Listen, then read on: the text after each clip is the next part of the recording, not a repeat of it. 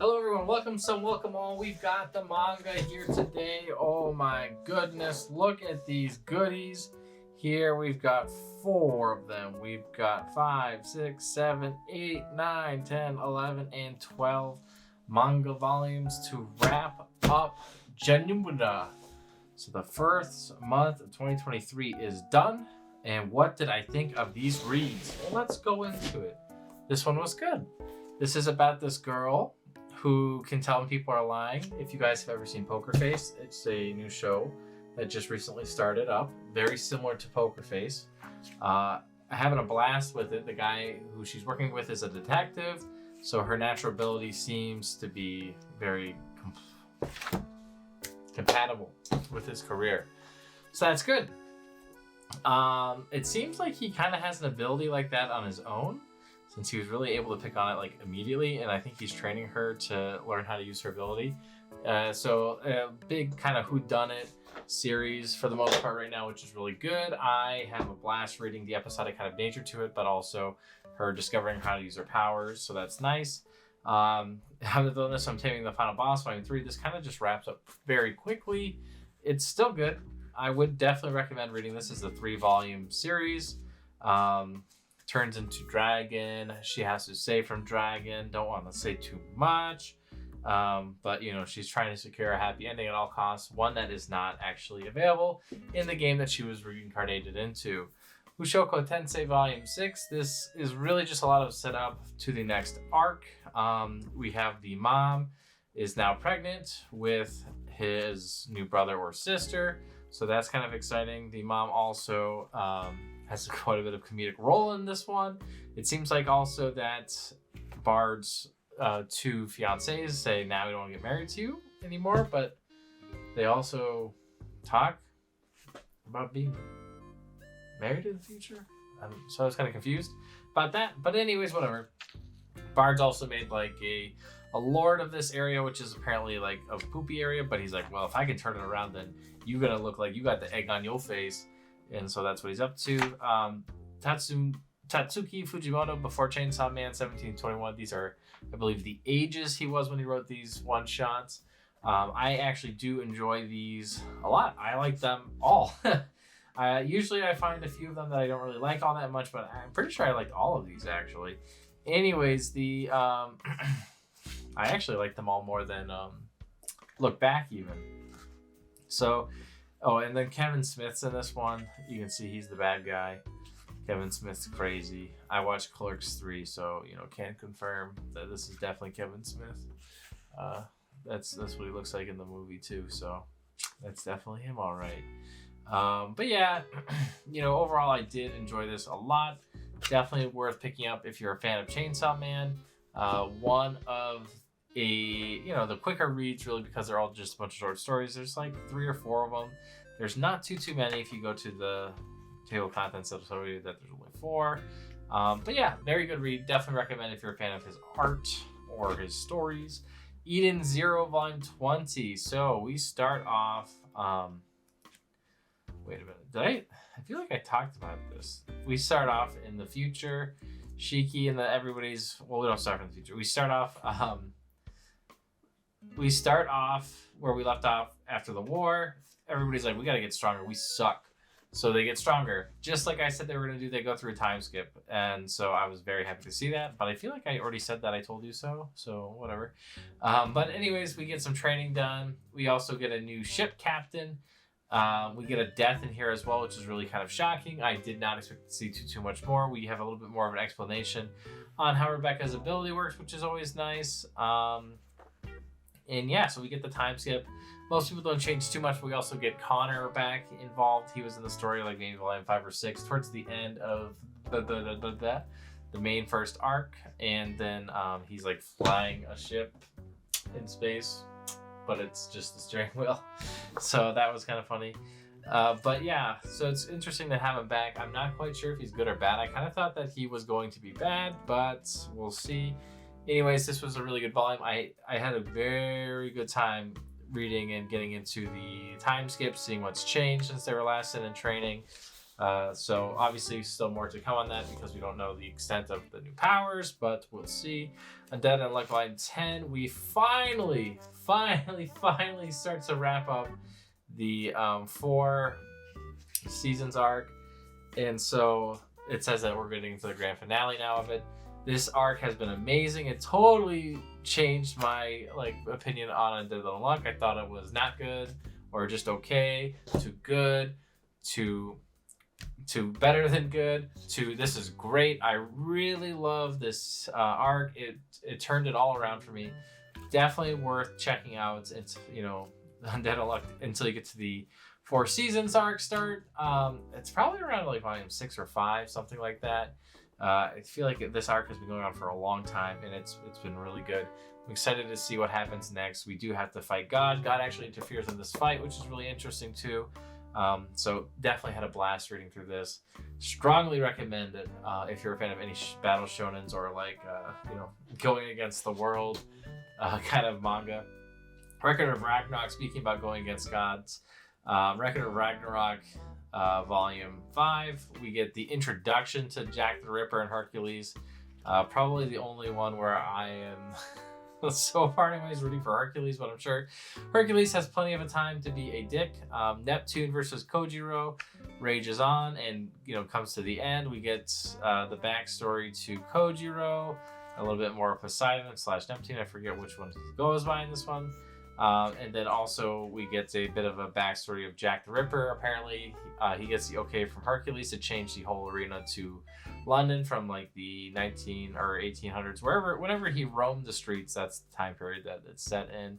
And Hercules thinks Jack the Ripper's a total dick, and so do a lot of the crowd. So yes, I am excited to see how this progresses. This is an interesting fight, probably the most interesting one yet, besides Adam and Zeus. That one was really cool. Poseidon and Kojiro I thought was going to be better than it was, but it was really just a lot of exposition. It was cool, but I don't know. It just didn't hit like I thought it was. I thought it was going to be really epic, but it didn't hit those highs that I was expecting. I think what happened is Vagabond really set my bar here, okay? And they hit here, which is still a good place. They're not, they're right here. And so, I think that I just expect too much because I'm used to Takahashi Inoue, in his work with Vagabond from when I read that when I was younger. Even though I say his name wrong probably 100 times out of 10, but, that's 10 times the amount of times I should have said it. But yeah, Shangri-La Frontier Volume 3.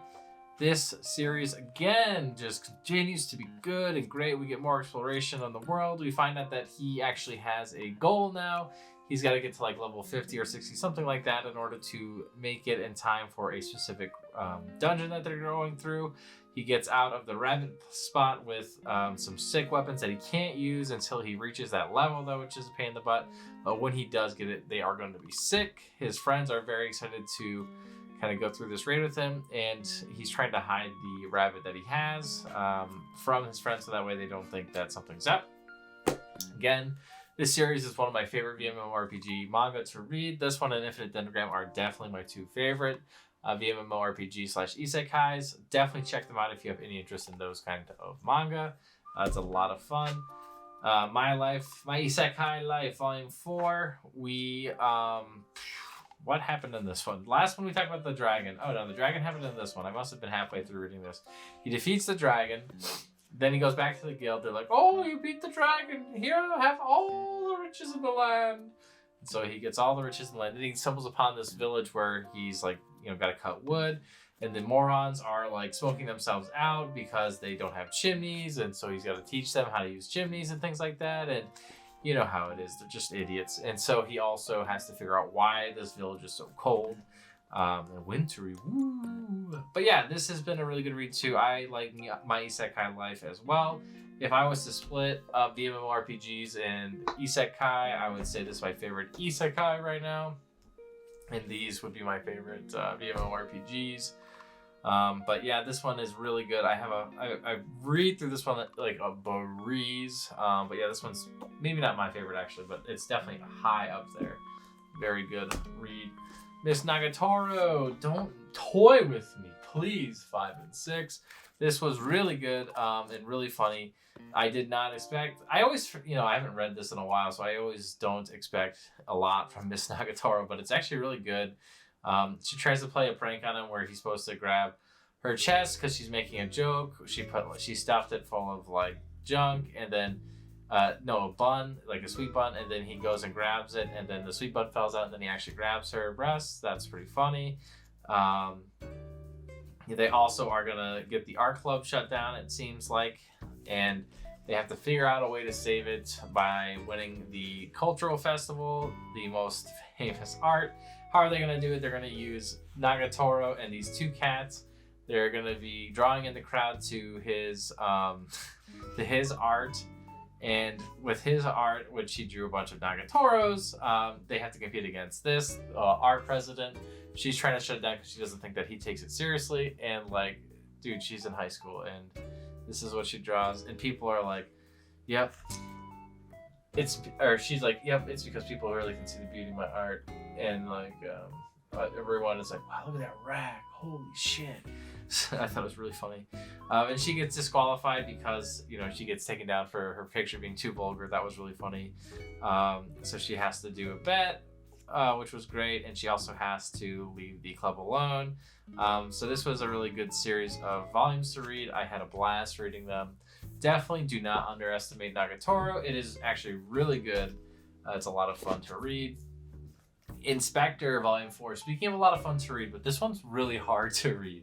Nagatoro is really easy to read, but Inspector is very hard to read, in my opinion. It's difficult to keep up with it because they have a lot of different expositions and explanations at this point because we are still new to the world. You can see all of this goddamn text and all of it on the web and all of it everywhere, and this, oh my god.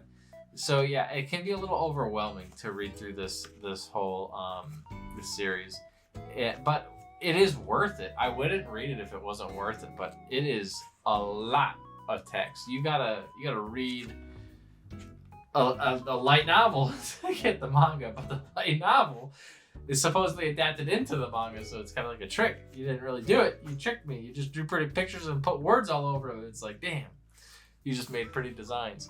Anyways, we are getting to the end of the Nanase case, and we are starting to figure out who is causing these things. Nanase is not going to last for much longer. I hope the next volume kind of wraps up that arc and we get off to something new. So yeah, I do think that this is a lot of fun. This is another mystery kind of a manga where, she's the god of wisdom, and so she knows a lot of stuff, and she has to work with the police, but also she's not really working with the police. She just kind of is. It's a complicated thing. But yeah, I really do enjoy this. This is a ton of fun to read through it. Probably my favorite mystery right now. But I don't read a lot of those. So that is what I read. I think this was all a pretty good read. Probably my hardest read was Inspector. Probably my worst read was Villainess. But again, I would read these very, very, very, very easily again. I mean, this Villainous was actually pretty good. I don't usually like this kind of genre, despite having like every series with that exact same name, even though they're different series for whatever reason in my collection. And then Inspector, it's just like really a lot of words to read, but it's definitely worth reading. Really good series. Thank you so much for watching. If you enjoyed this content, please like, comment, and subscribe down below. We'll see you next week where we talk about probably none of these series. Maybe we have a few of them, but probably none of them. So we'll see you then. Bye-bye.